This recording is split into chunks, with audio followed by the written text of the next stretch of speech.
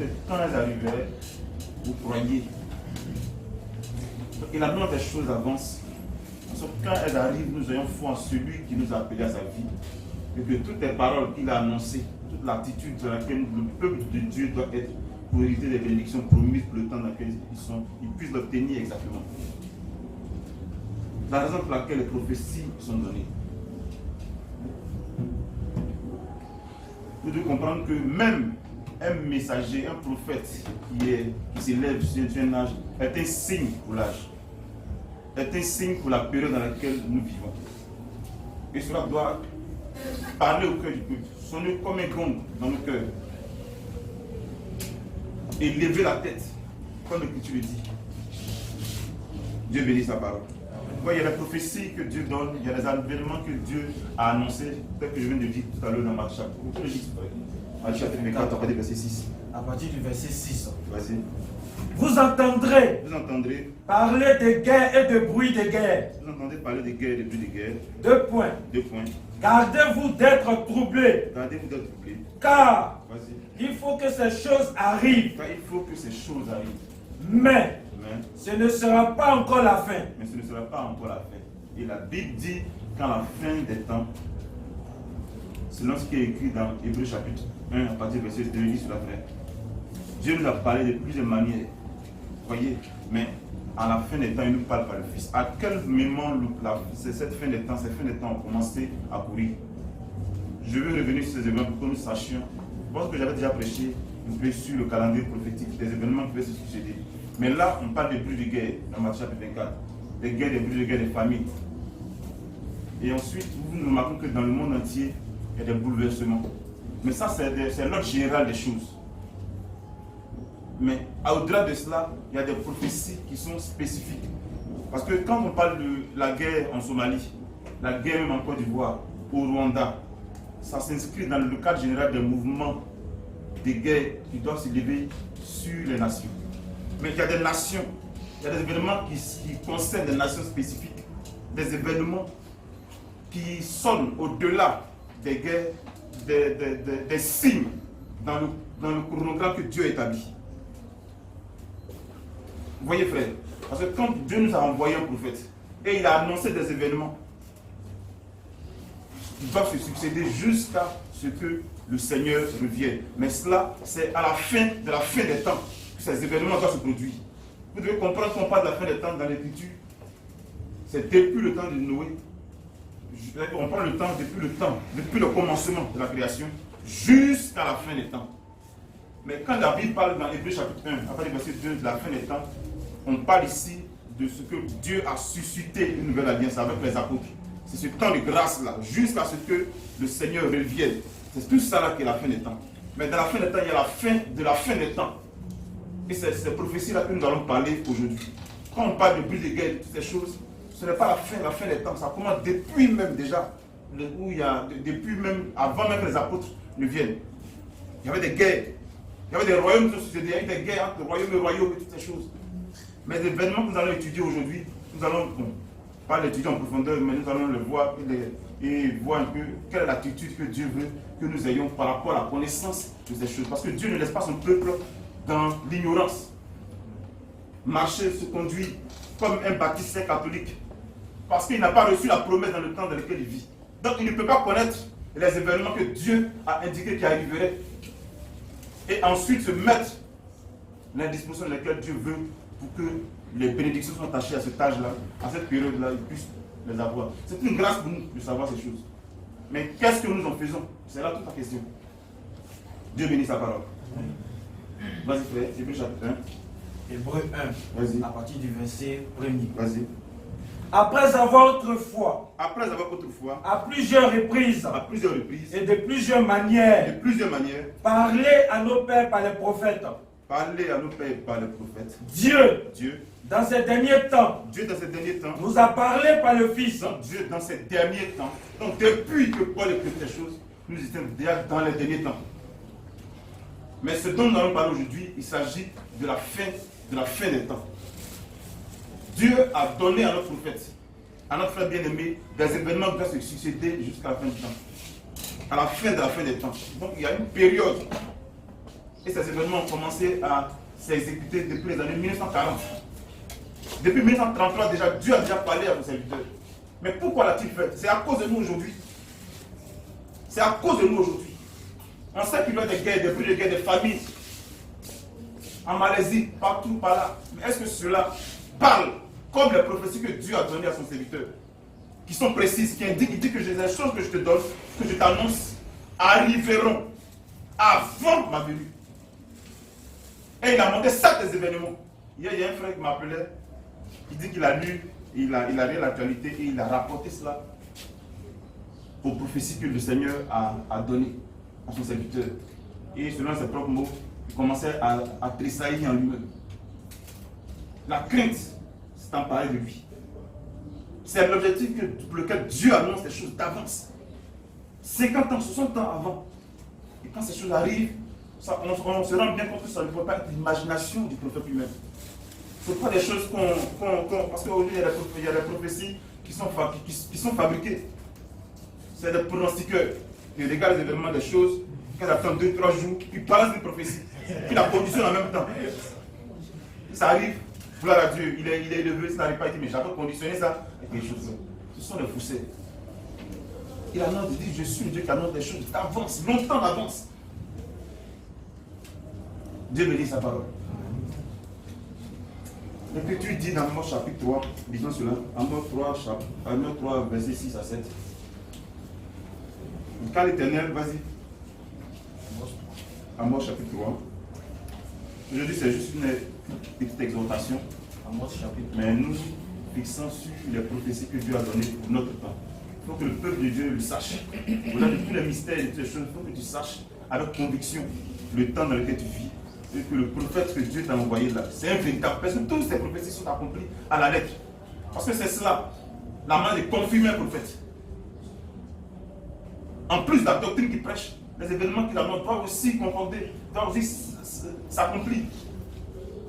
Vas-y, frère. Amos 3, verset 6 à 7. Vas-y. Sonne-t-on de la trompette dans une ville, sans que le peuple soit dans l'épouvante? Sans que le peuple soit dans l'épouvante. Arrive-t-il un malheur dans une ville? Tous les destins des nations sont des mains de Dieu. C'est lui qui fait toutes choses. Toutes les guerres, les famines, toutes ces choses ont été déjà annoncées. Et l'Écriture dit ici que ces choses doivent arriver. Et quand ces choses arrivent, ce n'est pas étranger à la pensée de Dieu. Ne pensez pas que c'est des hommes ou des démons qui font ces choses. C'est eux qui sont qui exécutent ces choses. Mais c'est Dieu qui a la manœuvre. Parce que sa parole doit s'accomplir, ne doit pas faillir. Parce que le règne des hommes doit être éprouvé imparfait. Parce que le règne parfait doit venir. Si déjà nous sommes ici bas, qu'il n'y a pas de guerre, il n'y a pas de famine, il n'y a pas de maladie, comment nous allons-nous apprécier le règne de Christ lorsqu'il viendra? Voilà, c'est un coup inachevé là du règne des hommes qui doit dans le cœur de l'homme. Le jugement doit pouvoir dire que le règne de l'homme est imparfait. Parce qu'on continue de mourir, on continue d'enterrer ceux que nous aimons, nous continuons d'être malades et toutes ces choses. La guerre, on est en sécurité partout. Il n'y a pas un endroit où j'allais pour être en sécurité. Même quand tu fuis, toi-même, tu sais que c'est le refuge, c'est en Christ. Sur toute la terre, il n'y a pas de lieu, c'est en Christ. Et chacun expérimente cela.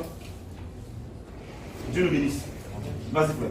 Arrive-t-il un malheur dans une ville? Arrive-t-il un malheur dans une ville? Sans que l'Éternel en soit l'auteur? Sans que l'Éternel en soit l'auteur. Verset 7. Vas-y. Car le Seigneur, ce qui m'intéresse ici, car le Seigneur, l'Éternel, ne fait rien. Ne fait rien. Sans avoir révélé son secret. Sans savoir révéler son secret. À ses serviteurs, les prophètes. Donc il révèle son secret. Il révèle son calendrier. Les événements qui doivent se succéder jusqu'à ce qu'ils viennent.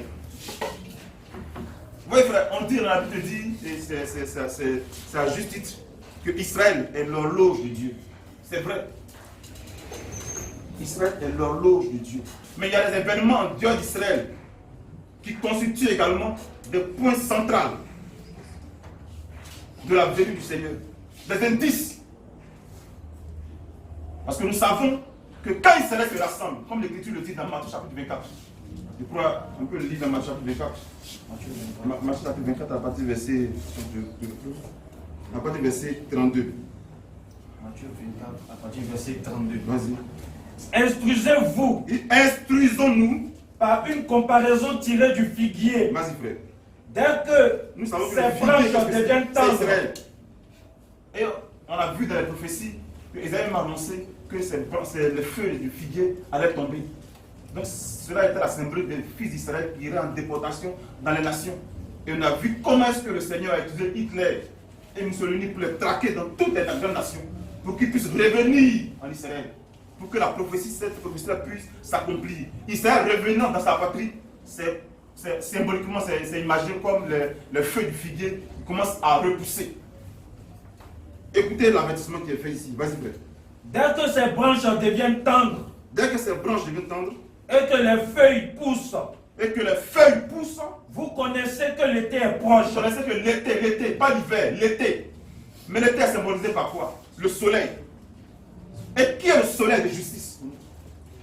Et que le soleil commence à poindre. La venue du Seigneur proche. Vous voyez, frère? Et Dieu finit de travailler avec les nations. Parce qu'il y a un temps marqué pour les nations.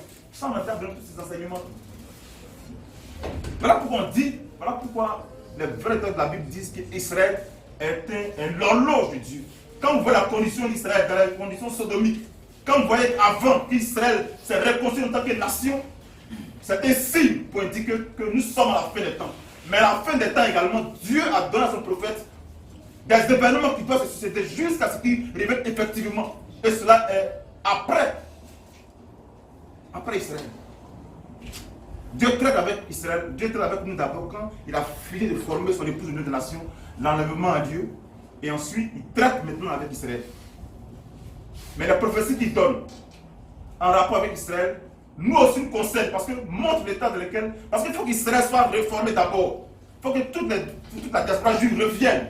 Pour que les 12 tribus soient là. Ensuite, pour que Élie, voyez-vous, dans les 2 Oliviers d'Apocalypse chapitre 11, monte en Israël pour prêcher l'évangile. Mais s'ils ne sont pas là-bas, qui va les prêcher? À qui ils vont prêcher? Donc, on veut décrypter l'actualité. Et en même temps savoir quelle attitude de crainte qui doit être la nôtre. Dieu bénit sa parole. Vous voyez, frère, donc la Bible dit que Dieu ne fait jamais rien sans avoir révélé ces choses, ces secrets à ses prophètes. Et Dieu nous a donné un prophète. Nous allons lire des événements qu'il a annoncés. Et voir comment ces choses se sont accomplies. Dieu bénit sa parole. Donc, on continue de lire Matthieu chapitre 4, on n'a pas fini. À partir du verset 33. Vas-y. De même, vas-y, quand vous verrez toutes ces choses, vas-y, sachez que le Fils de l'homme est proche. Il dit sachez, donc il parle du soleil, maintenant il parle du Fils de l'homme est proche. À la tout ce que porte. nous faisons là, tout ce que nous faisons sur terre, c'est pour nous préparer à sa rencontre. C'est pour nous préparer à sa rencontre. C'est tout, il faut qu'on ait ça en tête. Tout ce qui ne cadre pas avec notre préparation avec le Seigneur, à notre préparation à la rencontre du Seigneur, on met ça de côté. Ça va en second plan. Sachez que sa venue est proche. Avait-il besoin de dire ces choses? Si ce n'était pas important. Donc la Bible dit, Amos l'a dit, il ne fait rien sans avoir révélé son secret à ses serviteurs, les prophètes. Et nous de même, nous avons eu un prophète dans cette génération. Et ces prophètes, plus longtemps sont succédés, ont toujours annoncé des événements. Sur des grandes nations. Parce que Dieu souvent utilise les grandes nations comme des cibles. L'état des grandes nations comme des cibles, des événements des grandes nations, parce que tout le monde a des regards fixés sur ces grandes nations. Ça n'est pas un point d'attraction. Si quelque chose se passe aux États-Unis, et quelque chose se passe dans le village du frère ici, vous voyez que ce rôle, on n'a pas le même écho. Si on dit par exemple le 7e roi du village de Boukebo, quand il décédera, vous verrez que nous sommes à la fin. Mais si on vous dit le 46e président par exemple, ou bien le 45e président des États-Unis, lui qui tombe malade, il meurt subitement, commencez à arriver vos têtes. Parce que les États-Unis sont comme un point central du monde entier. C'est une grande nation. Donc tout le monde a des regards fixés. Donc Dieu utilise le destin des grandes nations pour parler à son peuple. Vous devez comprendre cela. Ce n'est pas tant pour paraître comme étant des hommes cultivés, pour regarder chaque France 24 et toutes ces choses, pour faire des débats au quartier. Au-delà des débats et toutes ces choses, vous devez savoir décrypter. J'ai aimé l'attitude du frère qui m'a appelé hier. Ça veut dire qu'il suit l'actualité. En même temps qu'il suit l'actualité, il met ça en rapport avec les prophéties bibliques. Avec les prophéties que le serviteur de Dieu, pour ce temps, de l'Odyssée, il suit ces choses. Mais au-delà de suivre cela également, il faut qu'on puisse avoir une crainte respectueuse. Qu'est-ce qu'il a dit?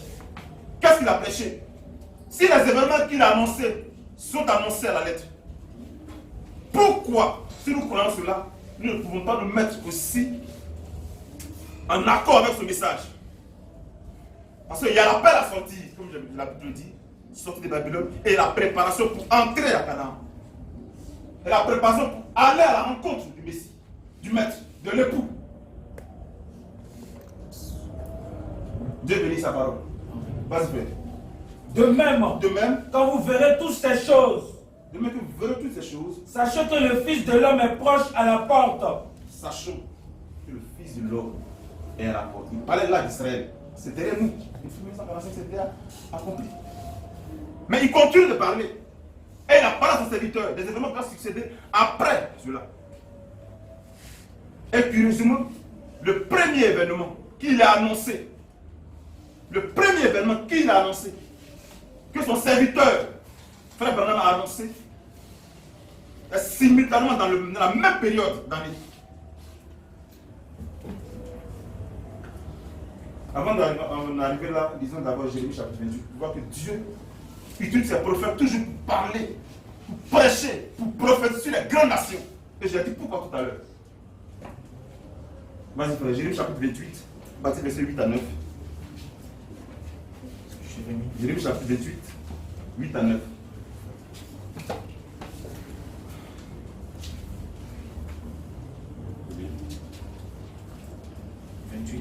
Oui, 28, 8 à 9. Vas-y un peu rapido. Jérémie chapitre 28, verset 8 à 9. Vas-y, frère. Les prophètes qui ont paru avant moi. C'est Jérémie qui parle. Il dit les prophètes qui ont paru avant lui, Jérémie. Et avant toi. Et avant toi. Parce qu'il y avait un autre qui prêchait, qui annonçait que Israël n'allait pas durer en captivité, ils allaient revenir. Alors que Jérémie avait déjà annoncé le nombre d'années, 70 ans qu'il fallait passer en captivité. Et lui dit non. Et Jérémie lui dit, avant que je paraisse là, Dieu a élevé des prophètes qui ont annoncé des choses sur des grandes nations, sur des grands peuples. Mais c'est l'accomplissement des choses qu'on reconnaît la parole de Dieu qui a été prononcée. Vas-y, frère. Les prophètes qui ont paru avant moi et avant toi. Et avant toi. Dans les temps anciens. Ont prophétisé contre des pays puissants. On prophétisé contre des pays puissants. Et notre frère bien-aimé a prophétisé contre des pays puissants. Et de grands royaumes. La guerre. Le malheur et la peste. Vas-y, frère. Mais si un prophète prophétise la paix, c'est par l'accomplissement de ce qu'il prophétise. Ça vous dit que dans l'ordre normal des choses, quand Dieu appelle un prophète à prêcher contre les grandes nations, c'est très souvent des malheurs. Ça, c'est l'ordre général. Ça ne veut pas dire que c'est tout le temps le malheur. Mais Dieu utilise très souvent ses prophètes pour prophétiser contre des grands royaumes, pour attirer l'attention de son peuple. Parce que tous, on les regarde vers les grandes nations. Aujourd'hui, même petit palabre en Côte d'Ivoire ici, on appelle l'ONU, on appelle la France, les États-Unis, venez parler de notre affaire. Parce que tous, on les regarde avec eux. Quand Dieu donne des signes à partir de là-bas, toutes les nations sont concernées. Toute l'attention des fils de Dieu doit être en alerte. Pour savoir décrypter cela. Dieu bénit sa parole. Et nous allons commencer maintenant à lire ces choses. Le premier événement, en 1933, un dimanche, l'ange de Dieu parla à son serviteur, frère Branham, en 1933. Et je t'annonce 7 événements qui vont se succéder avant ma venue. Et là, on a la fin des temps. Parce que je l'ai déjà dit dans le chapitre 1, on a bien vu que la fin des temps, c'est une grande période qui part depuis, même au temps des apôtres, on était déjà à la fin des temps. Parce qu'on prend déjà depuis le jardin d'Éden. Nous savons que 7 jours ont été fixés sur la création. Et un jour prophétique, ça fait 1000 ans. Vous voyez, frère? Et on sait combien d'années sont succédées jusqu'à ce que les apôtres viennent. On était déjà au-delà du 4e jour. Voilà pourquoi, s'il y a 7 et qu'on a dépassé la moitié, on est déjà dans les derniers temps. C'est comme ça que nous devons comprendre ça. Quand on parle de la fin des temps, c'est-à-dire que Dieu a déjà marqué 7 jours de la création. Et le 7e, c'est le jour du repos, du millénium. Mais avant d'arriver là, combien de jours sont succédés? Combien de milliers d'années sont succédés? Je pense qu'on a déjà prêché, j'ai déjà prêché sur cela. Qui était là ce jour-là? La personne dans la salle? C'est le frère seulement. J'ai déjà prêché sur ça ici. Peut-être que donc, ça y est, quand vous venez vous insulter et vous êtes des auditeurs oubliés. La vidéo est là. Ok. On a déjà prêché dessus. Donc, quand vous lisez ici Hébreux chapitre 1, ne soyez pas étonnés. Vous dites, ah, mais comment on est déjà dans la fin des temps? Pourquoi on parle des 7 âges de l'Église? Et au premier âge, l'âge de Paul était l'ange du premier âge. Comment on peut parler encore là des derniers temps? On parle des derniers temps en fonction du début de la création. Donc, ce n'est pas l'objet de la prédication, mais je repasse le si vous avez besoin de revoir ces choses, adressez-vous au frère Mathurin, il va vous donner la vidéo pour que vous puissiez comprendre. Et là, la première vision que Dieu a donnée à son serviteur, il s'agit ici de Mussolini. Il y a 7 grandes visions. Et ça commence à accomplir depuis 1945. Je pense que Mussolini est mort en 1945 par là. Il est mort en 1945. Quoi que 6 avril 1945. Donc les événements commencent à se succéder. Et vous voyez que la prophétie d'Hébreux, la prophétie de Matthieu chapitre 24,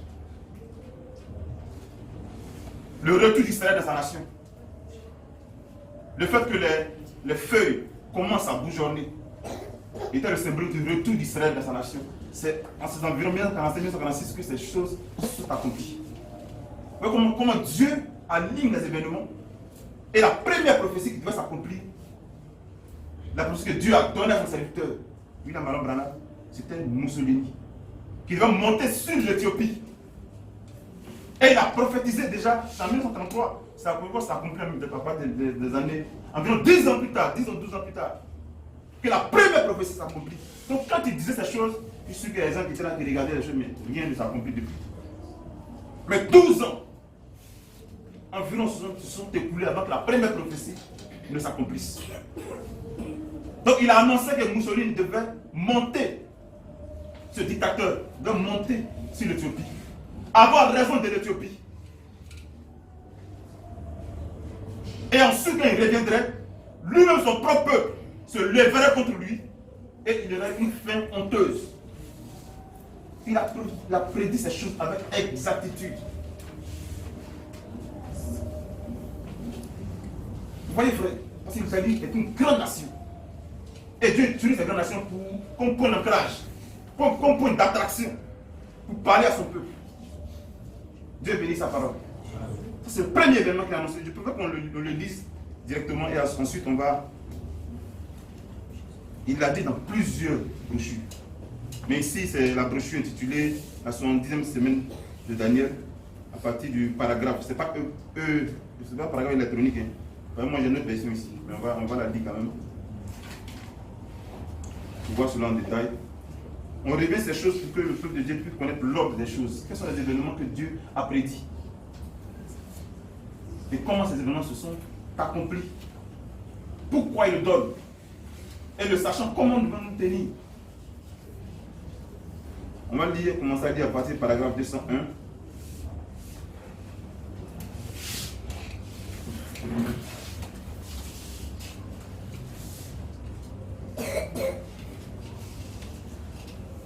Tiens, tu peux lire la partie là, 201 jusqu'à ce que tu dises avec 201 212.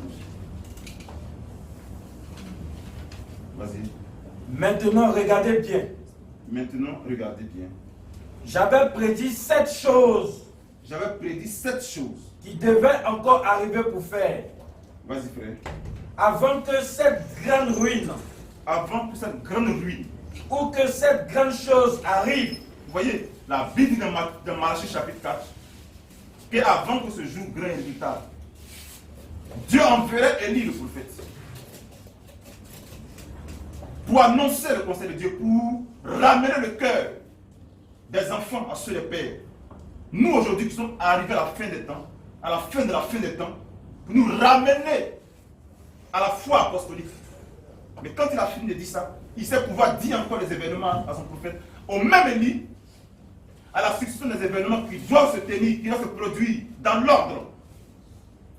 Jusqu'à ce que, c'est la manifestation du grand amour de Dieu pour nous. Il ne laisse pas son peuple dans l'ignorance, dans l'errance. Là, dans toutes les églises aujourd'hui, ça ne parle à personne. C'est un nom d'événement pour eux, parce que ce sont des aveux. Parce qu'ils n'ont pas reçu l'homme de Dieu. Parce qu'ils n'ont pas reçu son message. Parce qu'ils n'ont pas reconnu son mandat, frère. Est-ce que ça les intéresse, les catholiques? Ils continuent à distribuer les pastilles. Ils continuent à faire les messes de requiert. Ils ont les yeux courbés sur tout ce qui se passe en Côte d'Ivoire. Comment préserver les acquis? Dans les églises, il y a beaucoup de programmes. C'est un non-événement pour eux. Mais pour tous les fils de Dieu, sur la planète Terre, ils ont reconnu ce signe. Parce qu'il y a un signe qui s'est produit hier. Dieu bénit sa parole. Un enfant de Dieu, un fils de Dieu, ne marche pas dans les ténèbres. Il sait d'où il vient et où il va. Et bien plus, il sait dans quel moment prophétique il est. C'est ça qui fait la différence entre nous et les dénominationnels. Parce que nous avons reçu la promesse. Parce que la parole du Seigneur est une lampe à nos pieds pour nous éclairer dans notre sentier. Vas-y, frère. J'avais prédit 7 choses. Il dit, j'avais prédit 7 choses. Qui devaient encore arriver. Qui devaient encore arriver. Avant que cette grande ruine. Avant que cette grande ruine. Ou que cette grande chose arrive ici aux États-Unis. Arrive ici aux États-Unis. Vas-y. Quelque chose de vraiment horrible. Donc, le premier événement commun de la nation, mais au niveau de Mussolini, mais il m'a mis en rapport avec un événement crucial qui va se terminer aux États-Unis. Comme le clou du jugement, pour avoir rejeté le messager. Mais en même temps, c'est un signe pour tous les fils de Dieu, sur toute la terre. Allons-y pas à pas. Souvenez-vous là. Et souvenez-vous là. C'était avant qu'elle éclate. C'est avant qu'elle éclate. J'ai dit qu'on entrerait dans une deuxième guerre mondiale. J'ai dit qu'on entrerait dans une deuxième guerre mondiale. Combien se rappellent m'avoir entendu dire ça? Vas-y, frère. Combien se rappellent Vas-y, frère. m'avoir entendu dire ça? Il prophétisait déjà la deuxième guerre mondiale. Vas-y, frère. Dites 2 points. Amen. Vas-y. Très bien. Très bien. Une deuxième guerre mondiale. Vas-y, frère. J'ai dit. Le président actuel. Le président actuel. J'ai recopié ça dans mon ancien écrit là. Vas-y. C'est mon vieux bout de papier hier. Vas-y. Le président que nous avons actuellement. Le président que nous avons actuellement. Combien se rappelle qui c'était? Vas-y. Franklin. Vas-y. Roosevelt. Roosevelt, vas-y. J'ai dit 2 points. J'ai dit 2 points. Le président qui est en poste actuellement. Le président qui est en poste actuellement. Sera même élu pour un 4e mandat. Alors qu'il était déjà à son premier mandat, mais ce n'était pas le premier événement. On va aller. Vas-y, continue. À l'époque. Vas-y. C'était son premier. Vas-y, frère. Sera élu pour un 4e mandat. Vas-y, frère. Et nous serons entraînés dans une deuxième guerre mondiale. Vas-y, frère. J'ai dit. Vas-y. Le dictateur qui s'élève maintenant en Italie. C'est le premier événement. C'est-à-dire Mussolini. Mussolini. Il va prendre le pouvoir. Beaucoup de gens disent, ah mais pourquoi il parle du mandat de Franklin Roosevelt et de toutes ces choses? C'est la politique. Non, frère. Voilà pourquoi j'ai dit, Dieu utilise les événements dans les grandes nations pour parler à son peuple. Et Jérémie l'a dit. Parce que tous ont les regards fixés sur ces grandes nations. Quand quelque chose se passe là-bas, ça couvre toute la terre. Parce qu'en même temps que ça se produit, les grandes chaînes de télévision, les distillent, ils viennent comme des ventilateurs de Dieu pour pouvoir répandre cette nouvelle sur toute la terre. Vas-y, frère. J'ai dit 2 points. J'ai dit 2 points. Le dictateur qui s'élève maintenant en Italie, vas-y, frère, c'est-à-dire Mussolini, il va prendre le pouvoir. Il va prendre le pouvoir. Et ira en Éthiopie. Et ira en Éthiopie. Et ira en Éthiopie. Vas-y. Et l'Éthiopie tombera devant lui. Et l'Éthiopie tombera devant lui. Il y a des gens assis ici. Une dizaine d'années avant. Vas-y, frère. Il y a des gens assis ici en ce moment. Il y a des gens assis ici en ce moment. Qui savent qu'un groupe de gens était venu là. Vas-y, frère. Quand j'ai fait ma réunion là-bas, à la salle Redman, ce soir-là, quand j'ai dû aller là-bas prêcher ça, à la salle Redman, et ils allaient m'expulser. Ils allaient m'expulser. Et ils allaient m'expulser de la salle pour avoir dit une chose pareille. Vas-y, frère. Oui, madame Wilson. Oui, madame. Vas-y. C'est vrai. C'est vrai. Quand j'ai dit ça, mais est-ce qu'il l'a fait? Est-ce qu'il a fait?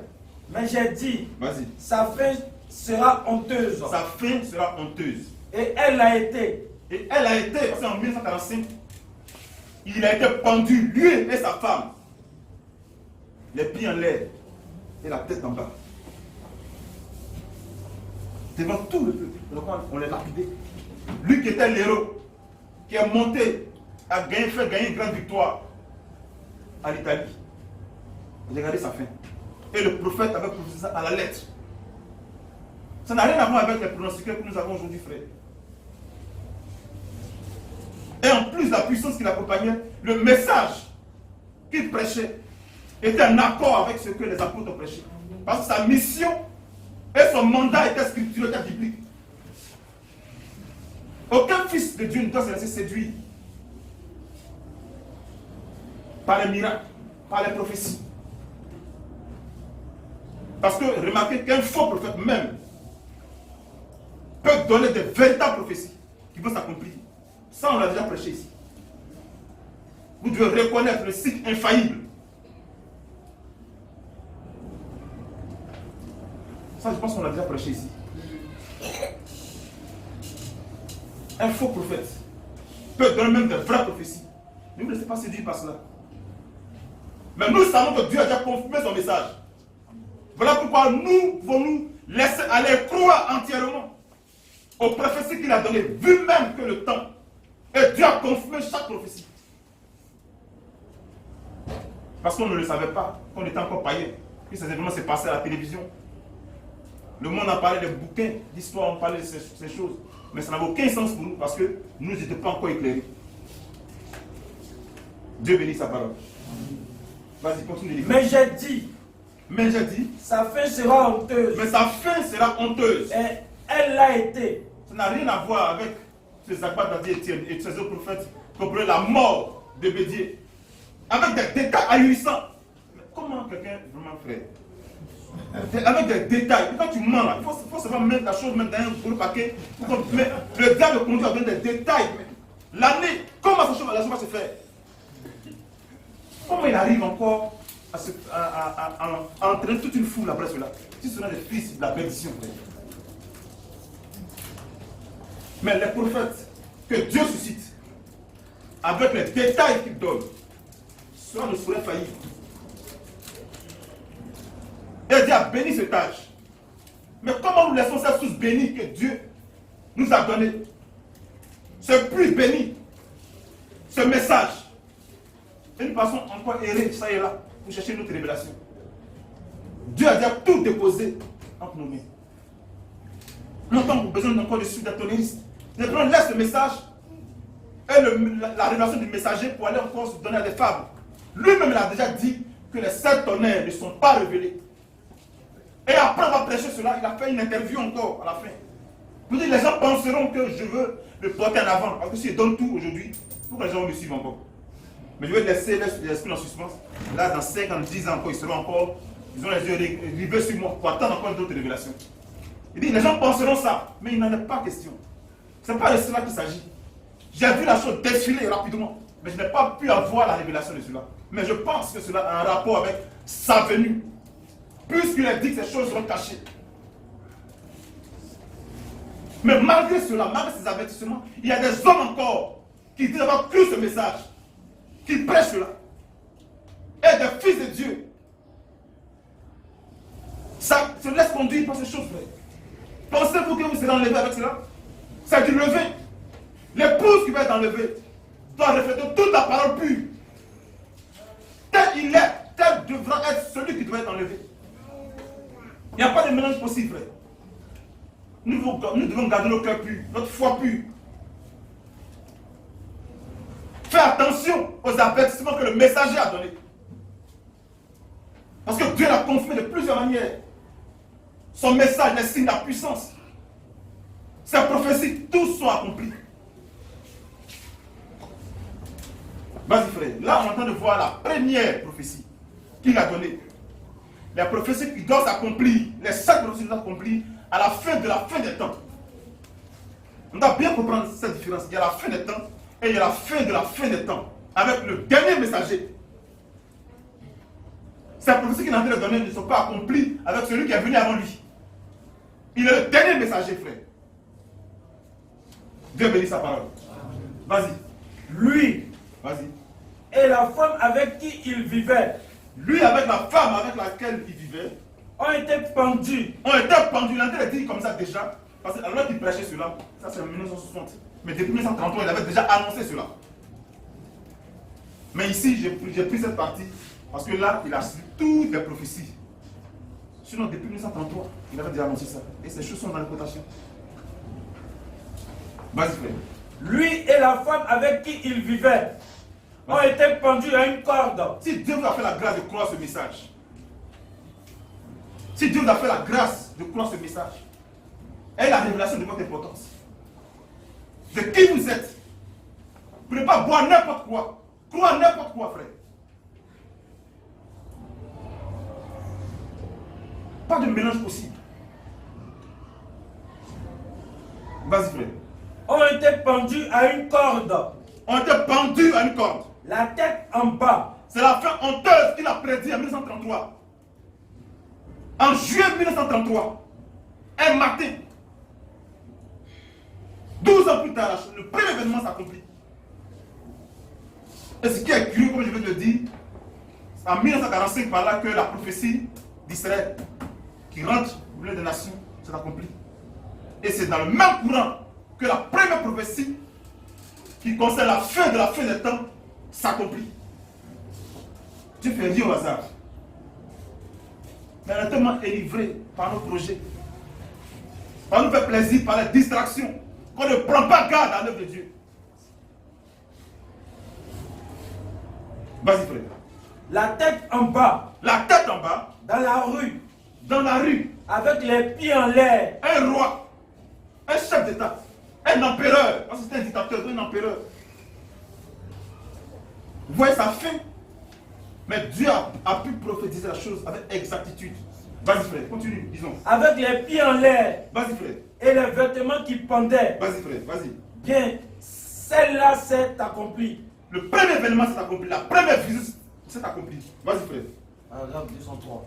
Continue frère. Après ça, cela, j'ai dit 2 points. J'ai dit, vas-y. Les femmes ont obtenu le droit de vote. Les femmes ont obtenu le droit de vote. Vas-y frère. Ce qui est absolument une honte pour ce pays. Vas-y frère. Et par leur vote, vas-y. Un jour, elles éliront l'homme. Vas-y. Qu'il ne fallait pas. Qu'il ne fallait pas. Et c'est ce qu'elles ont fait. Vas-y frère. Aux dernières élections. Aux dernières élections. Oh là là. Oh là là. J'ai dit. Vas-y frère. Le progrès de la science sera tel que, ici, vas-y. Ça c'est la 3e. Excusez-moi. Il a fait une erreur dans l'ordre. Mais après cela, quand tu prends la première vision de Mussolini sur l'Éthiopie, la deuxième c'est Hitler qui va se lever, qui va conduire le monde entier dans une guerre. J'ai pris cette prophétie, j'ai pris cette brochure là parce qu'il a cité tout, mais souvent il a mis ça en désordre. Mais après il revient encore. Mais l'autre que vous devez retenir, la première prophétie, c'est Mussolini, qui doit aller en Éthiopie.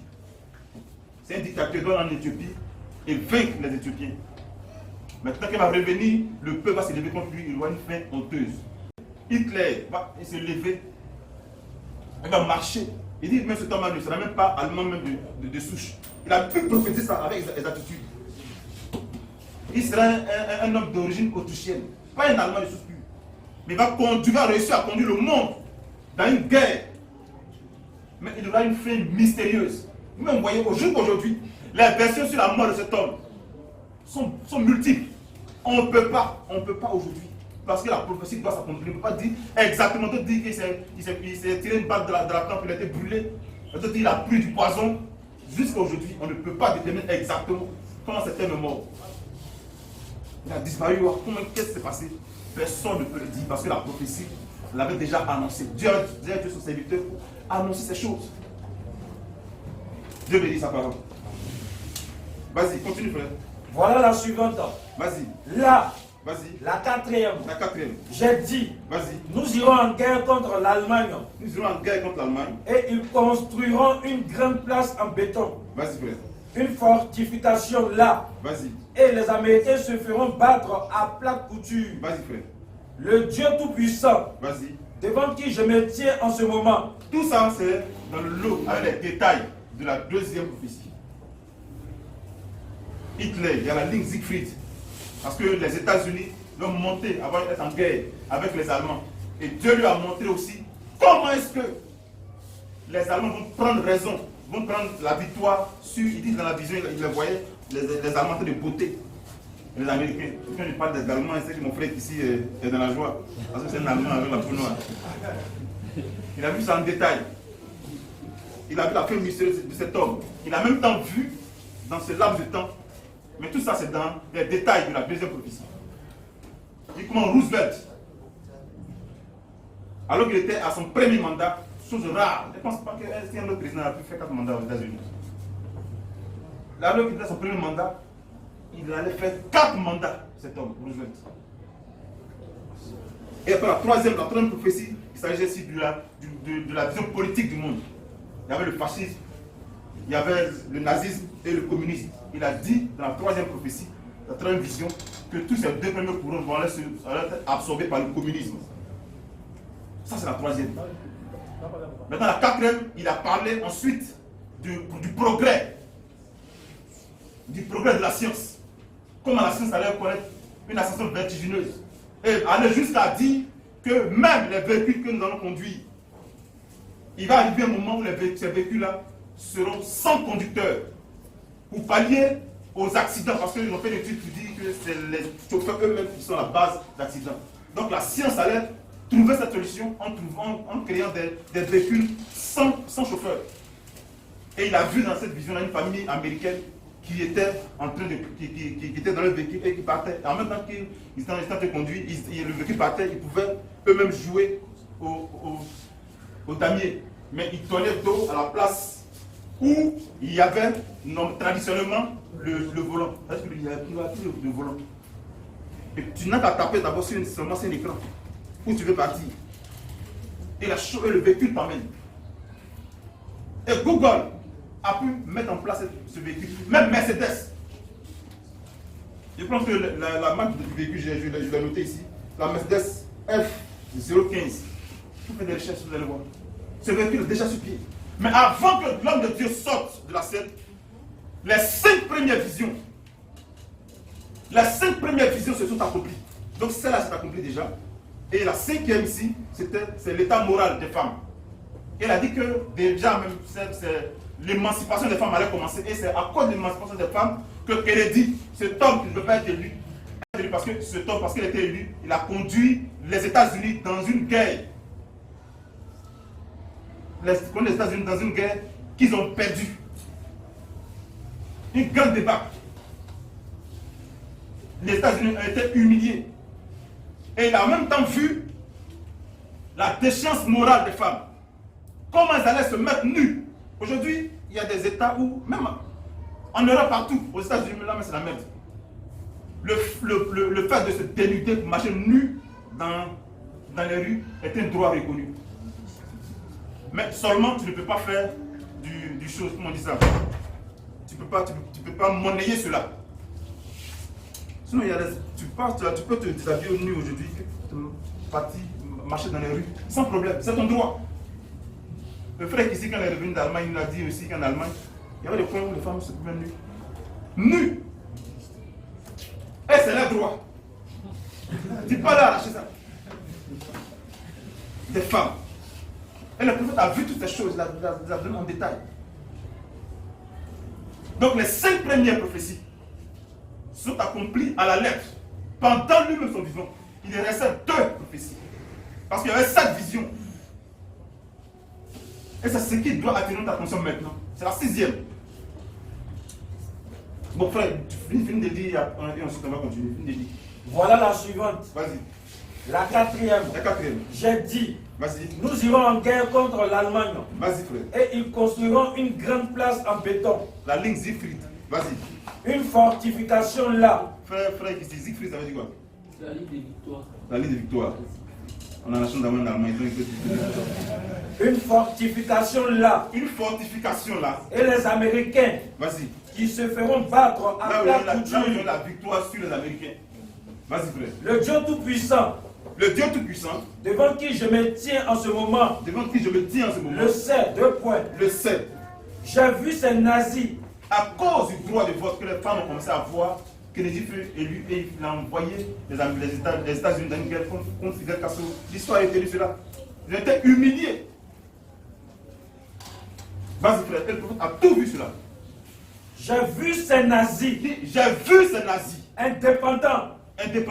Qui lançaient des coups de pied. Aux Américains. Comme ça. Et déjà en 1933, il avait déjà vu ça. Il a prévenu. Mais les gens ne l'ont pas écouté. Mais il fallait que la chose s'accomplisse. Alors que ces événements se succédaient, les frères déjà étaient dans une respectueux de ces choses. Ils ramènent tout le peuple à la préparation. Parce que quand Dieu donne ces événements-là, vous dites qu'on est en train d'aller vers la fin, comme ça. Ma venue est proche. Je venais chercher mon épouse. C'est comme ça que cela doit sonner dans nos oreilles. Ça te dit que c'est plus l'heure de dormir. Alors que la parole passe et que tu te vois dans le miroir, tes tâches de ta vie.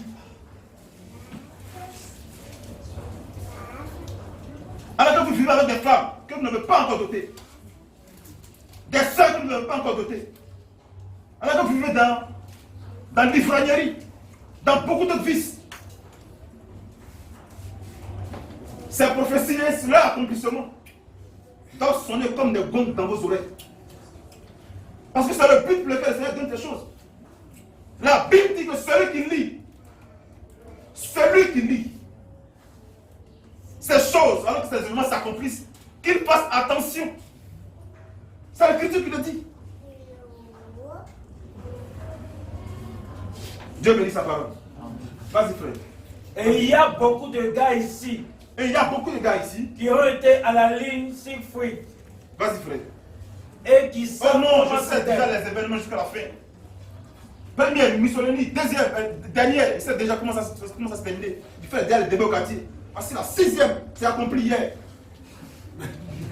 Est-ce que tu sais pourquoi Dieu donne ça? Et pourquoi ça s'accomplit? Ça te dit, mon gars, prépare-toi. Il faut sortir de l'amusement. C'est comme ça que tu dois comprendre ça. C'est pas pourquoi tu as un connaisseur des prophéties. Vas-y, frère.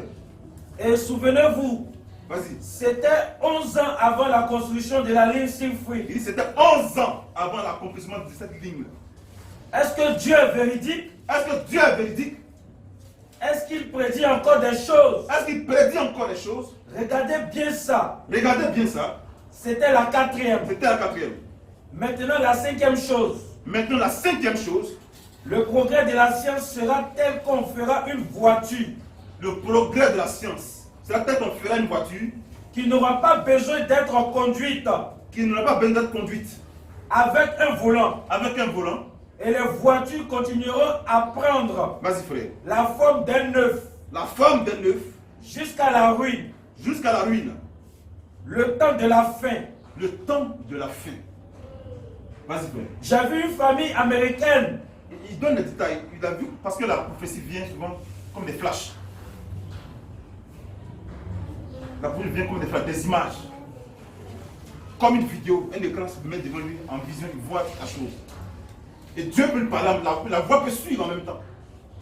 Pour lui expliquer. Et souvent même il ne reçoit pas la chose maintenant. En même temps, c'est plus tard qu'il reçoit l'interprétation de ce qu'il a vu. Là, les visions peuvent troubler même le prophète. C'est plus tard que Dieu peut donner l'interprétation de ces choses. Vas-y, frère. J'ai vu une famille américaine. J'ai vu une famille américaine s'en aller en voiture sur une route large. Vas-y, frère.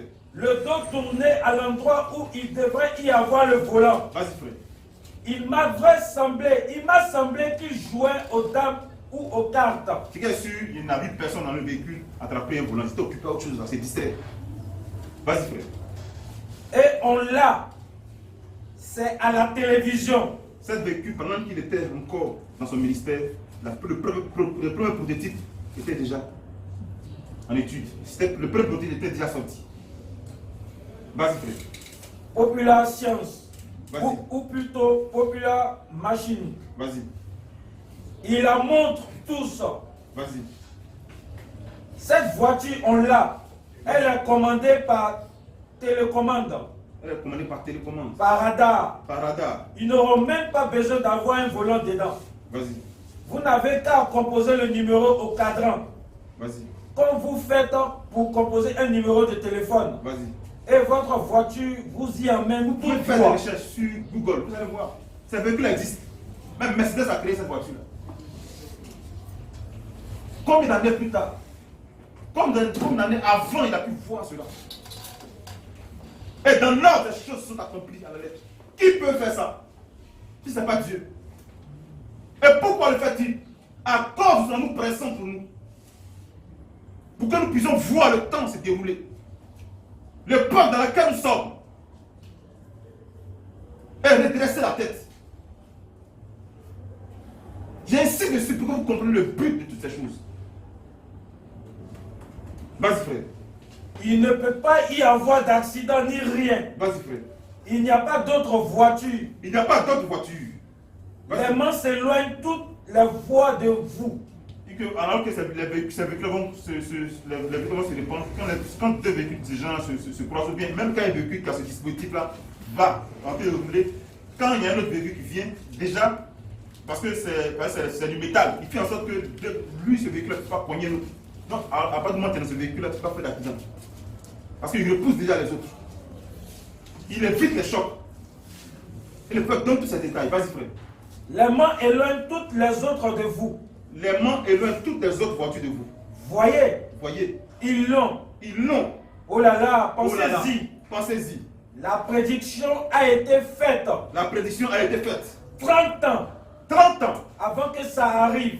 Avant que ça arrive, je suis sûr que ceux qui ont écouté peut-être la prédication, cette prophétie ce jour-là, qui sont morts avant cela, et qui étaient des incrédules. Je me dis, mais lui, c'est un faux prophète. 30 ans plus tard, la chose s'est accomplie. Parce que depuis 1933, il a prophétisé cela. Et les premiers événements commençaient à se succéder et à s'accomplir. Vas-y, frère. Paragraphe 206. Continue de lire jusqu'au paragraphe 212. Vas-y. Bon là, vas-y. Ça nous amène à l'élection du président Kennedy. Ça nous amène là, à l'élection du président Kennedy. Vas-y. Et avec cette voiture. Qui a fait son apparition. Vas-y, frère. Ça fait 5 choses. Ça fait 5 choses. Sur les 7. 5 choses sur les 7. Qui se sont produites exactement. L'événement, le vote de Kennedy est en même temps lié à l'émancipation des femmes, la dépravation des mœurs. Parce que les femmes ont réclamé plus de droits. Un réclamant plus de droits, c'est l'émancipation. Et en même temps, ce droit-là a donné de pouvoir voter le président Kennedy, qui a conduit les États-Unis dans une guerre contre Fidel Castro. C'est là que les États-Unis ont été humiliés. Donc c'est là le 5e événement qui se découle avec le progrès de la science. Donc les 5 événements sont bouclés. Disons. Maintenant, j'ai fait cette prédiction. Maintenant, j'ai fait cette prédiction. J'ai dit 2 points. Donc je lis premier. Il y a eu Mussolini. Ça c'est l'épisode de Mussolini, c'est la première vision. La deuxième vision, c'est Hitler qui doit monter et conduire le monde dans une guerre.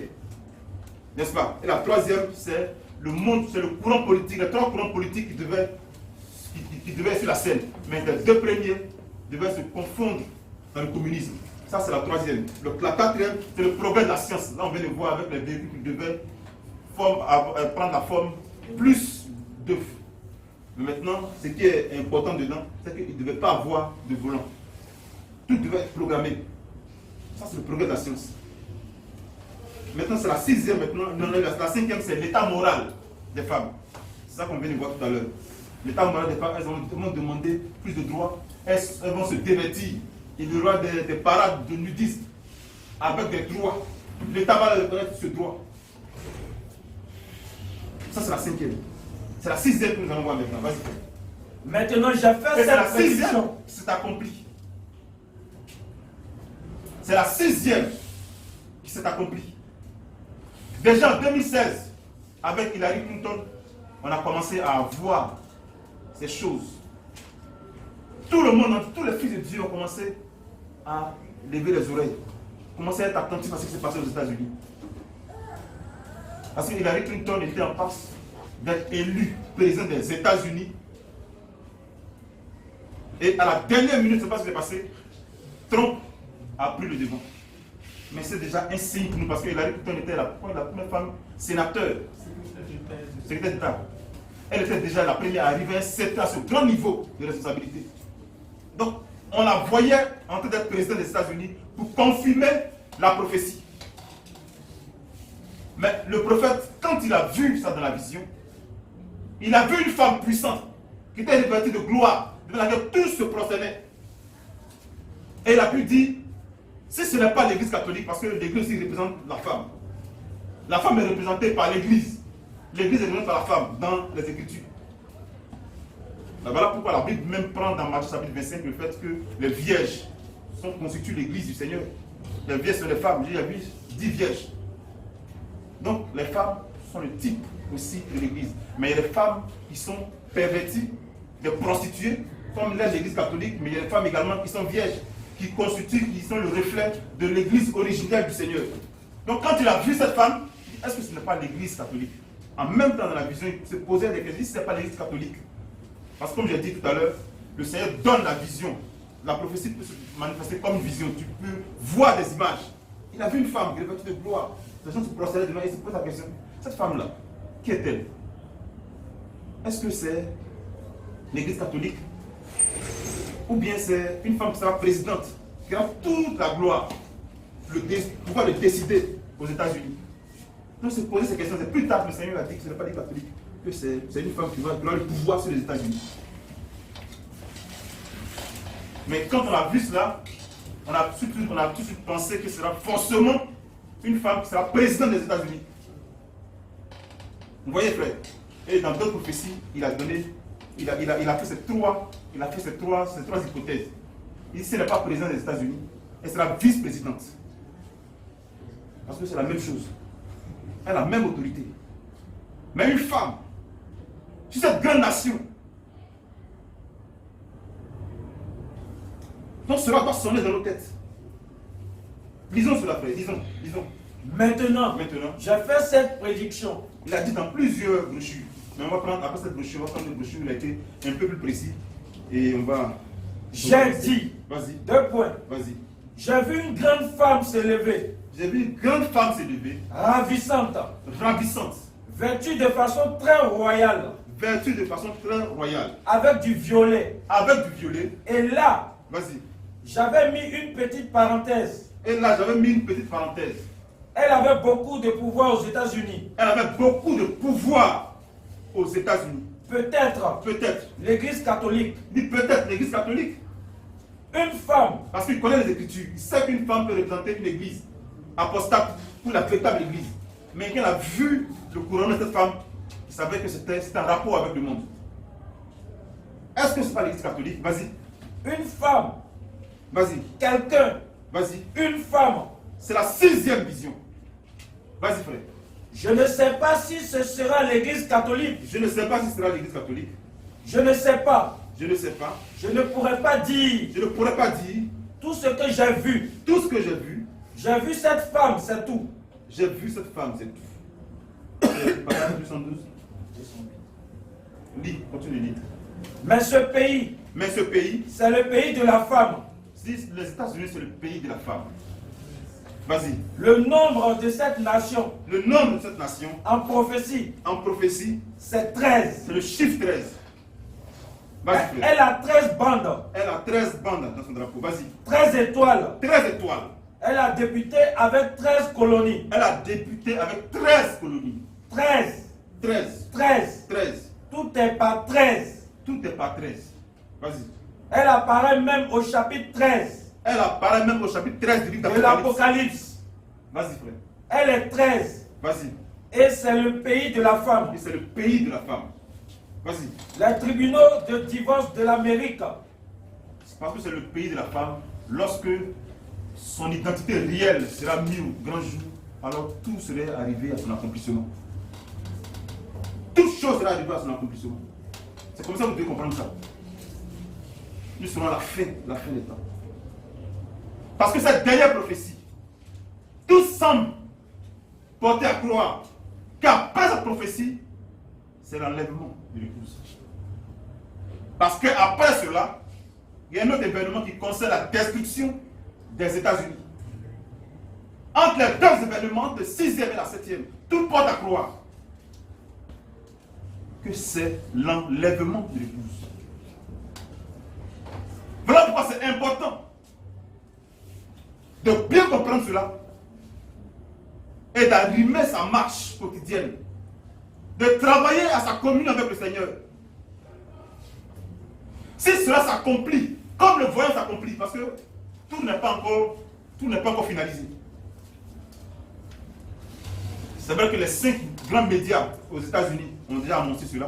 Les présidents ont commencé à féliciter Joe Biden, le président, et ça s'appelle comme Camilla quelque chose là. Donc les félicitations. Voilà. Ils ont commencé déjà à la féliciter. Mais l'organe suprême n'a pas encore parlé. Mais habituellement, quand c'est comme ça, quand les 5 médias commencent à donner déjà les résultats, ce n'est pas comme ici en Afrique où on attend d'abord les... Bon, ok, on sait déjà, je ne vais pas venir dans certains détails. Je ne connais pas les sensibilités des gens ici, mais normalement, Dieu doit se départir de ces choses. Je ne vois pas des RHDP ici, je ne vois pas de FP ici, de l'LP ici, je vois des fils de Dieu. Donc jamais... On a vu des églises où on a commencé à partager des tricots LMP. Et ce jour-là, vraiment, j'étais en transe. Un ancien de l'église prend un tricot. Et on peut même passer même le c'était quoi le mine, la mine, non mais le mine. La monnaie, voilà des révolutions. Et les anciens peuvent passer ça comme ça au public. Il y avait un tricot de campagne même de Babou. Frère, un révolutionnaire. Et il y a un ancien qui est venu vers moi ce jour-là, en ce moment il était encore à Kabila. Et il m'a attendu et tu peux dire non. Il dit tiens, l'homme de tiens, il dit je ne prends pas. Je ne suis pas venu ici pour ça. Oui frère, c'est désolant. Les fils de Dieu, voilà pourquoi notre vie n'est pas rythmée sur ces choses. On doit savoir le pourquoi Dieu nous a suscité. C'est pour battre sa campagne à lui. Parce que notre règne a fini. On doit se mettre à l'écart de ces choses. Demain, ils ont lancé une grande provocation pour tous les fils du diable, tous les fils de la terre vont aller marcher. Tu n'as pas ta place là-bas.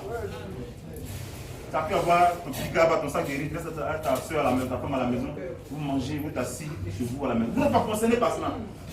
Est-ce que quand le Seigneur parle là, est-ce que quand le Seigneur est en train de parler, là la convocation de son peuple, est-ce qu'ils sont concernés? Vous voyez les idées ici, vous voyez tous les LMP, les choses, vous les voyez au rassemblement. Mais pourquoi vous vous êtes concernés par leur appel? Chaque royaume est conduit par son maître. Ils sont fidèles à l'appel de leur maître. Prends un féticheur ou bien ceux qui dansent le commun au village, ils ont interdit chez eux. Ils respectent ça. Comme ça, le village, vous te dites, ah, ça on fait pas ça. Ils sont zélés. Et ils veulent t'amener forcément à te plaire devant ce Dieu-là. Mais il y a des fils de Dieu qui n'ont pas le caractère nécessaire. Un fils du diable, lui, il a le caractère nécessaire pour pouvoir s'aligner sur ce que son maître dit. Mais il y a des gens, des fils de Dieu qui n'ont pas de position fixe. Ah non, il ne faut pas, ils vont me regarder mal. Donc, comme les frères sont pas là, ils me cachent, je fais un peu, et puis après, frère, tu viens de plaisanter. Tu n'es pas prêt pour l'enlèvement, frère. Infligé sur le caractère.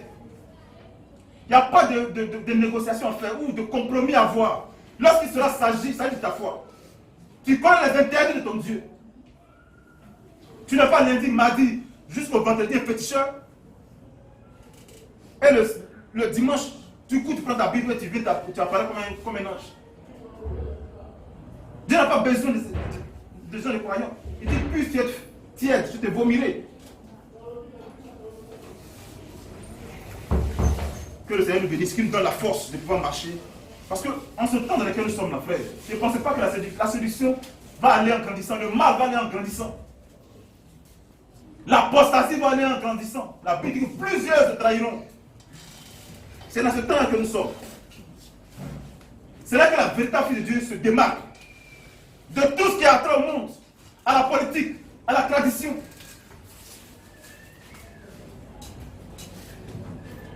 Comme un fils de Dieu, puis chaque fois, alors que l'Esprit parle au cœur, allez sur Internet, et lui, son commentaire principal, c'est la politique.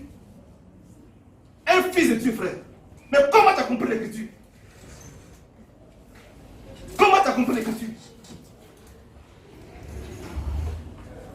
Tu vas souffrir pour ces choses. Et dit que tu es persécuté à cause de Christ. C'est une honte pour un fils de Dieu de souffrir comme étant un voleur ou se mêlant des affaires d'autrui. Les affaires du monde, la politique, là, ça n'a rien à voir avec un fils de Dieu. Ce n'est pas ta mission à toi. Et si tu restes dans ces choses, tu penses que tu seras rempli d'assurance lorsque le Seigneur viendra chercher son épouse. Une fois une zassa, un peu de politique ici, un peu de christianisme ici. Frère, ça n'a rien à voir avec la foi. Tu montes ton état d'esprit, tu es endormi. Et tu ne peux pas dans ces conditions participer à l'enlèvement, frère. Ça prouve vos œuvres, vos actes, vos aspirations de tous les jours, prouve votre état d'esprit, prouve votre niveau de préparation, frère. Et vous manquez le culte. 2, 3, 4 dimanches, un mois même vous disparaissez.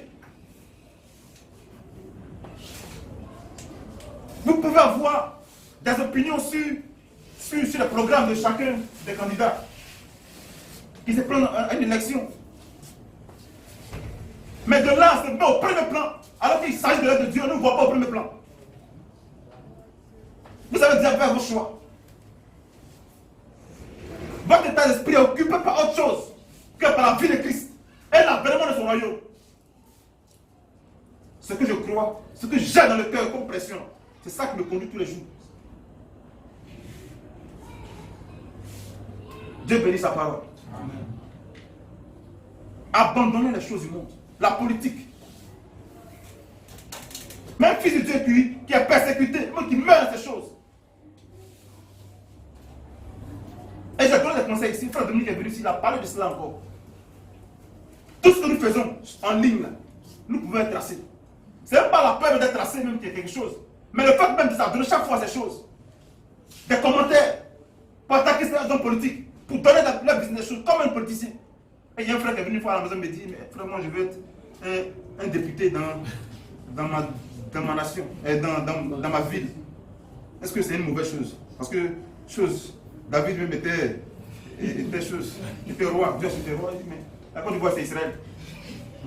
Tu es juif et tu sais le plan de Dieu sur Israël.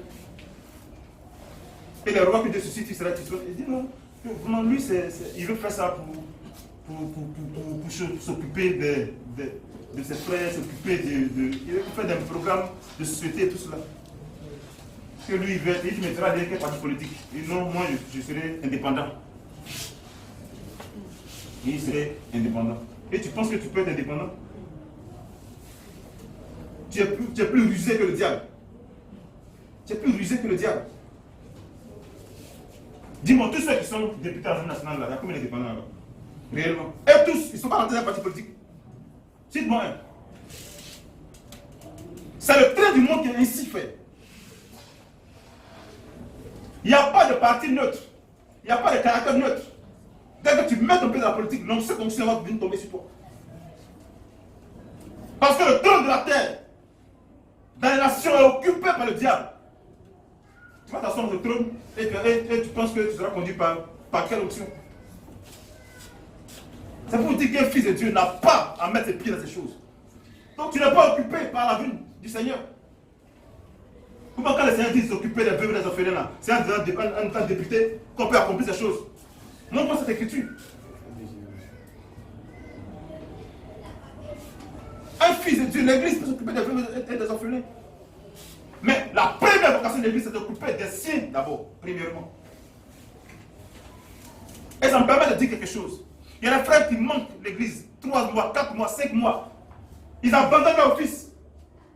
Et quand ils ont des problèmes, alors qu'on les a rappelés chaque fois, frère viens, frère viens. Quand le malheur frappe maintenant, ils appellent l'église pour vous demander un soutien. Ne comptez pas sur l'église pour ça. Ne comptez pas sur l'église pour ça. Vous désertez l'église.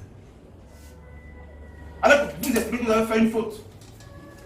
On vous demande de venir. Avec des exhortations. Tout le corps des anciens. Frère, personne n'a failli. Reviens à la maison. Des mois durant.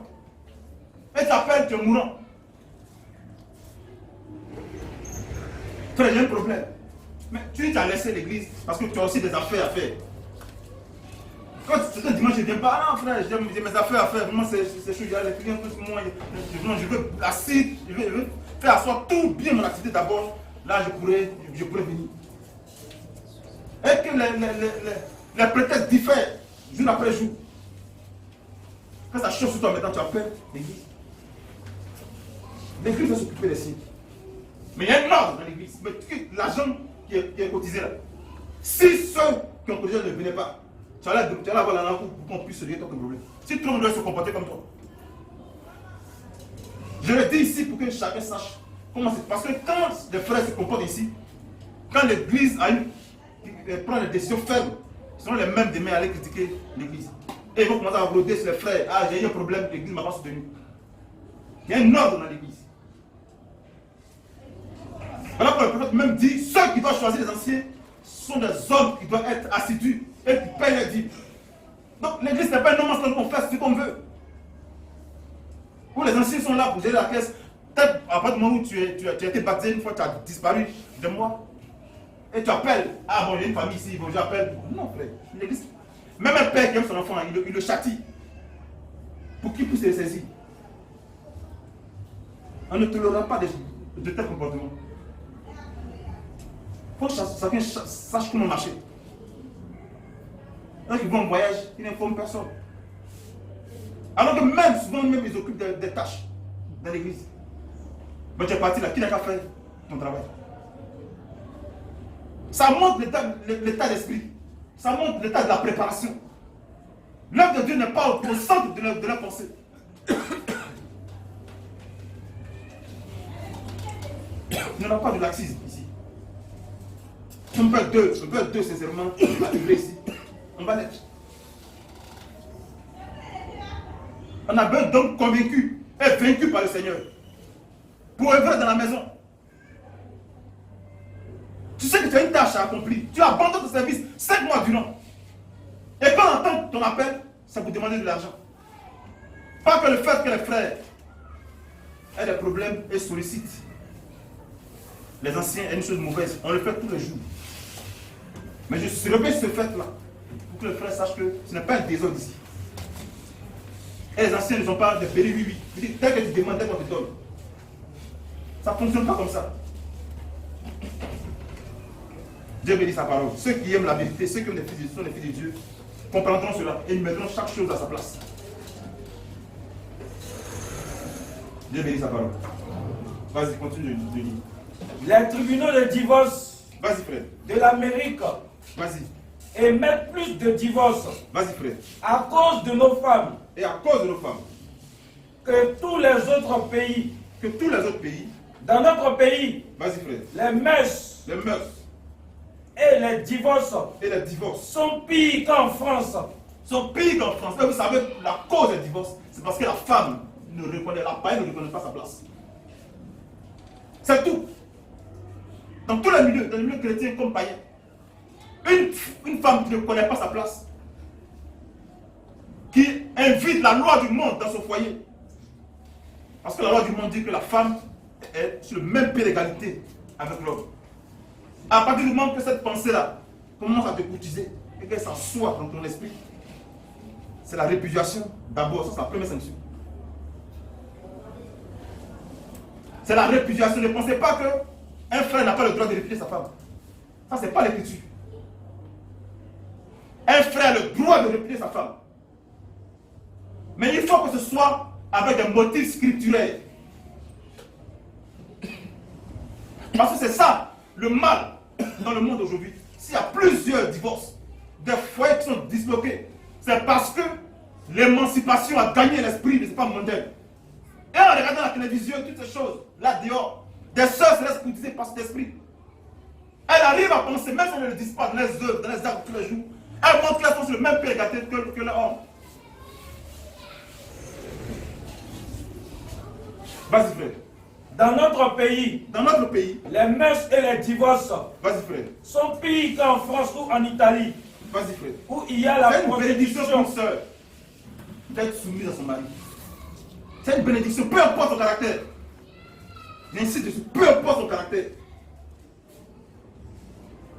Peu importe le caractère de ton mari, tu dois lui être soumis. Encore plus, c'est un fils de Dieu. Dieu fera ton palabre. Parce qu'au-dessus de lui, il y a l'autorité que Dieu établit sur lui pour le conduire. Toi, reste dans ta place. Et tu viens voir le pasteur ou les anciens. Ah, voici mon mari. Mais si toi, tu quittes ta place déjà, comment Dieu va faire ton palabre?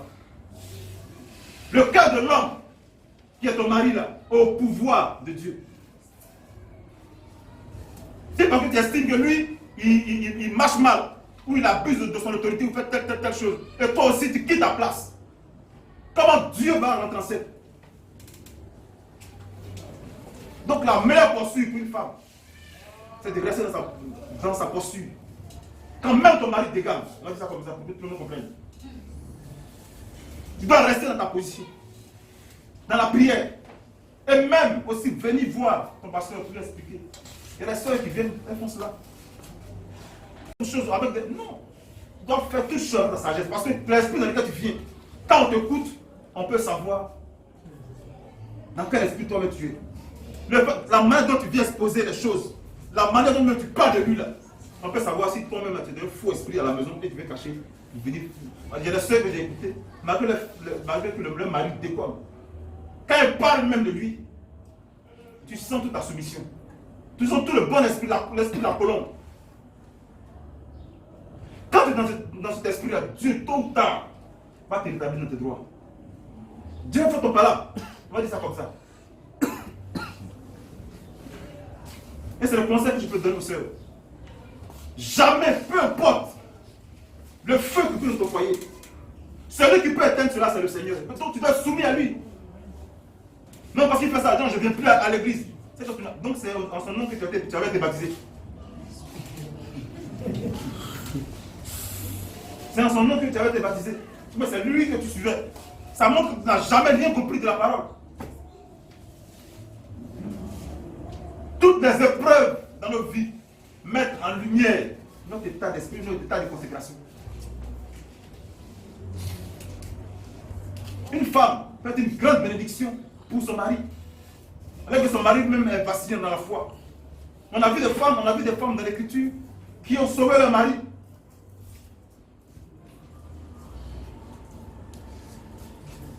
Que toutes les paroles, que toutes les prédications que vous avez entendues la fassent chez dans vos cœurs. Surtout en ce moment des temps de la fête. Parce que c'est en servant cet homme dans la fidélité, dans la soumission, que tu sers le Seigneur. Beaucoup ignorent cela. C'est un principe divin. La manière dont tu es soumise à cet homme-là. En te soumettant à lui, tu penses que c'est à lui que tu te soumets, mais c'est à Christ que tu te soumets. Parce que c'est sa parole qui t'a mise à cette place. Comment il ne va pas te bénir? Peu importe le temps que ça prendra. Peu importe le temps de l'épreuve. Peu importe le nombre de larmes que tu auras coulé jusqu'à présent. Penses-tu que tu vas te laisser dans cette position si tu es fidèle à cause de la crainte de ta parole, de sa parole?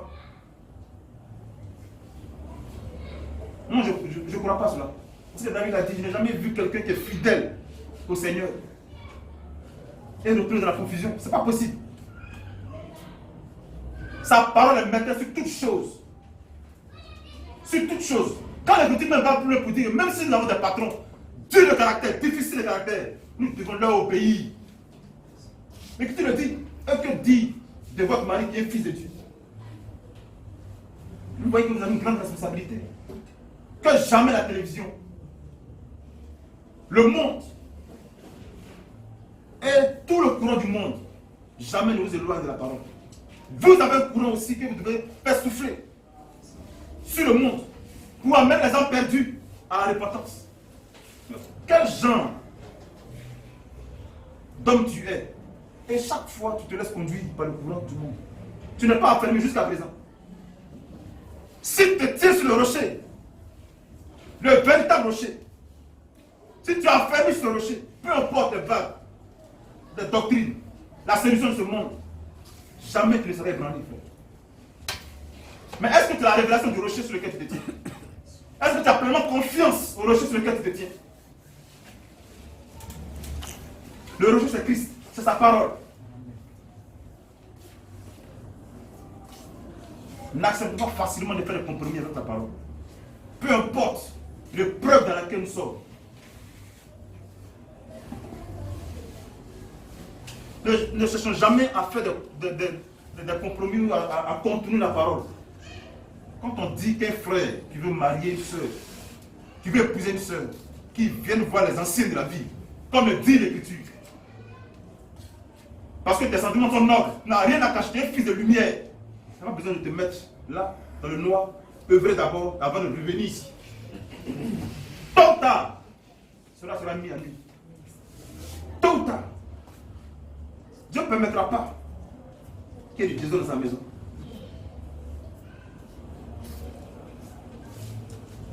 Et quand ces choses arriveront, nous allons présenter la parole. Et il n'y aura aucun compromis à faire. Ça, vous pouvez être sûr avec ça. Je sais que beaucoup ont compris. Mais beaucoup n'ont pas encore compris. Et c'est le lieu pour les bien-aimés qui ont des enfants, qui ont des filles, qui sont mineurs, ou qui sont arrivés à un certain âge. De commencer à les conseiller, à les enseigner, à être eux-mêmes des modèles pour leurs enfants, pour leur indiquer la voie à suivre. Parce que ce monde est rempli de séduction, de dépravation. C'est avec la parole de Dieu, sur son nom béni là, qu'on canalise les enfants. Jésus a dit, moi et ma maison, nous servirons l'Éternel. Servir le Seigneur, c'est suivre sa parole. Donc cette loi bénie que nous avons là, nous devons l'inculquer à nos enfants depuis le bas âge. En sorte, quand il grandira, il ne puisse pas s'éloigner de la voie bénie de Dieu. Bien sûr, par la grâce de Dieu. Mais nous, notre parents, on doit jouer cela. La parole ne doit pas démissionner. Je le dis en connaissance de cause. Éduquons nos enfants, ceux qui sont même chez nous à la maison. Éduquons. C'est une grande responsabilité que chaque père, chaque mère a. Ne dis pas que chacun pour soi, Dieu pour tous. Non. En tant que père de famille, tu as le droit d'éduquer tes enfants, tes filles, tes fils. Dans la parole de Dieu, comment te marier? Comment ne pas se dépraver? Et enseigner nos jeunes sœurs sur l'importance de la virginité. C'est très important. Le prophète dit, si quelqu'un après le salut peut te dire quelque chose de bon, c'est une femme. Mais une femme vierge. Une femme qui n'a pas été touchée par un autre homme. L'évangile a été prêché et nous a trouvé dans un certain état. On était déjà embourbés dans le monde. Donc je ne fais pas un procès à nos sœurs. Vous voyez, c'est l'état de grâce. Dieu nous a sauvés. Mais alors que nous sommes sauvés, alors que nous avons reçu la parole de Dieu, nos enfants que nous avons là, notre responsabilité, c'est de leur enseigner à ne pas faire les mêmes erreurs que nous, parce que nous étions ignorants. C'est le même conseil que le prophète, Dieu a demandé au prophète de donner à l'assemblée pour tous ceux qui ont été mariés 2 ou 3 fois. Il a dit, dites-leur que je leur pardonne cela. Toutes les fautes qu'ils ont eues. 2 maris, 3 maris, 2 ou 3 fois. Il dit au peuple que je leur pardonne cela parce qu'ils étaient ignorants. Mais maintenant, je demande de leur dire que vos enfants que vous avez, la jeune génération qui se lève, c'est votre responsabilité de leur éduquer selon ce que je dis. Une femme, il est bon qu'elle puisse garder sa virginité. C'est un honneur même pour elle. Épouser un frère. Mais pas seulement se balader, voter à l'école parmi les petits garçons et perdre ta virginité après, bon, le frère te prend en 4e, en 5e ou en 6e position. Vous voyez frère, et nos jeunes garçons également, qui doivent leur enseigner cela. C'est très important. C'est notre responsabilité à chacun d'entre nous. Tout cela, Dieu nous demandera compte de cela. Parce qu'en tant qu'autorité, en tant que père, en tant que pasteur sur la maison, c'est ta responsabilité de conduire ce troupeau-là selon la parole que tu reçois.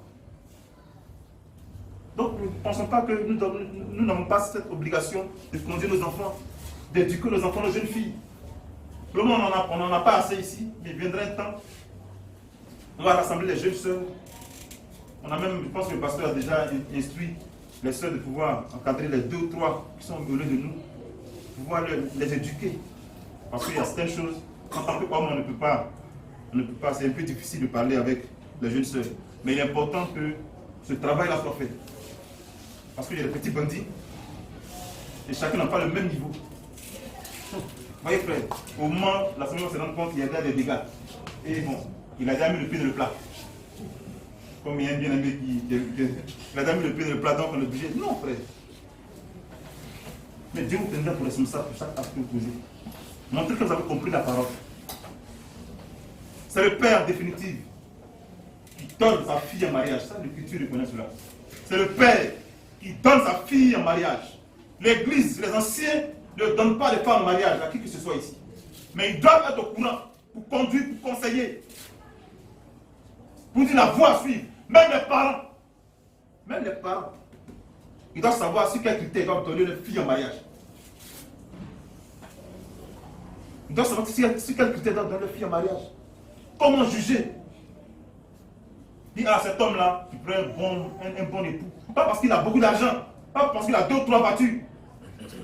En tant que fils de Dieu, pour juger de choses, pour juger de cela, c'est selon la parole. Pas selon les biens de la personne. Parce que le trouble, il viendra plus tard, ça t'incombera. C'est-à-dire que la femme, elle doit aimer d'abord l'homme.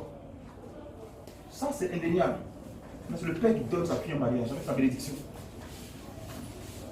Parce que tout compte fait la dot là, ce n'est pas dans la main de la fille qui doit payer ça. C'est son père qui va prendre. Mais le père aussi là, pour qu'il donne son huile, il faut qu'il puisse juger selon la parole. L'homme qui vient là, ce n'est pas superflu que toi aussi tu pries en tant que fils de Dieu pour être convaincu que le choix de ta fille est bon. Pour la elle peut être naïve. La responsabilité du coup vient sur toi. Tu peux avoir plus d'espérance dans le Seigneur que ta fille. C'est là que ça doit jouer. Elle peut regarder à des critères humains pour choisir son époux. Mais toi, le père, qui a duré dans la foi, qui a l'expérience du Seigneur, tu dois la conduire. Pas dire oui à cause de ton intérêt personnel. Ah, si je dis oui, c'est que je peux avoir peut-être de l'argent avec cet homme. Ou bien si un frère vient et qu'un païen vient, tu bascules automatiquement sur le païen parce que le païen a l'argent. Le frère n'a pas l'argent. Vous voyez frère, ça ne veut pas dire aussi que parce que c'est un frère, automatiquement il doit dire oui. Je pense que je suis clair. Toutes ces choses vont, c'est des choses qui nous, c'est des responsabilités qui nous incombent. À chaque frère ici, à chaque soeur, ceux qui ont des garçons, ceux qui ont des filles, pour ne pas qu'il y ait du désordre dans la maison. Dieu bénit sa parole. Amen. Vas-y frère, continue. Dans notre pays, les mœurs et les divorces sont pires qu'en France ou en Italie, où il y a la prostitution, dans les rues. Alors, ce sont des prostituées. Tout ça est venu avec l'émancipation des femmes. Parce qu'elles ont aussi les mêmes droits que l'homme. Donc elles ont pu former un groupe pour jouer sur le Parlement, pour qu'on prenne des lois en leur faveur. Vas-y frère. Chez nous, Ce sont des femmes mariées. Ce sont des femmes mariées qui essaient de vivre avec plusieurs hommes. Vas-y, frère. Et plusieurs hommes mariés. Vas-y. Qui essaient de vivre avec d'autres femmes. Tu as quel paragraphe? Vas-y, frère. Paragraphe 212. Dans les pays où il y a la polygamie, vas-y, frère. C'est 1000 fois mieux. Dis directement, paragraphe 212. On va le voir. Il dit le pays où il y a la polygamie, c'est 1000 fois mieux que de voir cette dépravation sexuelle. Vas-y, frère. Et puis après, je me suis retourné, j'ai regardé. Vas-y. Et j'ai vu les États-Unis brûler. Non, reprends la verset du paragraphe 211, on va voir. Paragraphe 211. Paragraphe 211. J'ai une coupure de journal là, où il a montré